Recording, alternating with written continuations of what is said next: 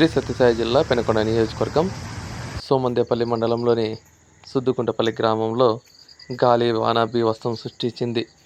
రాత్రి కురిసిన భారీ వర్షానికి మామిడి పంటంతా కూడా నీల ఒరిగింది.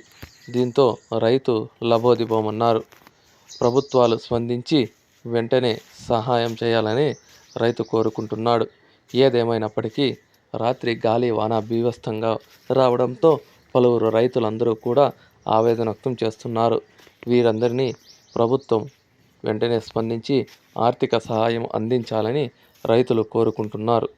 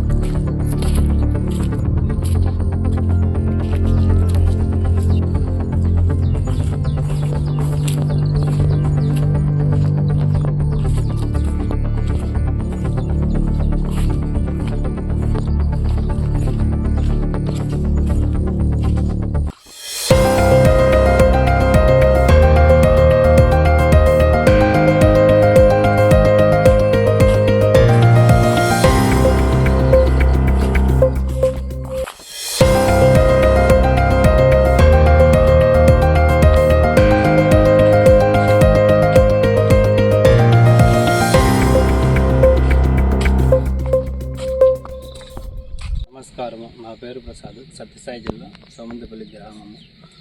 నేను గత 10 ఏళ్ళ నుంచి మామిడి తోటలు వ్యాపారం చేస్తున్నాను. నేను సుద్దుగుంటుపల్లి దగ్గర దాదాపు 30 ఎకరాల తోట తీసుకున్నాను. రాత్రి కురిసిన భారీ గాలి వల్ల భారీ నష్టపోయాను. మామిడి తోట నేను కోతకు వచ్చిన టైంలో ఇంకా ఒక 20 రోజుల్లో పీకుదాం అనుకున్న టైంలో రాత్రి కురిసిన భారీ వర్షం వల్ల, వర్షము గాలి వల్ల దాదాపు భారీ ఒక 2 లక్షలు 2.5 లక్షల దాకా లాసిపోయాను.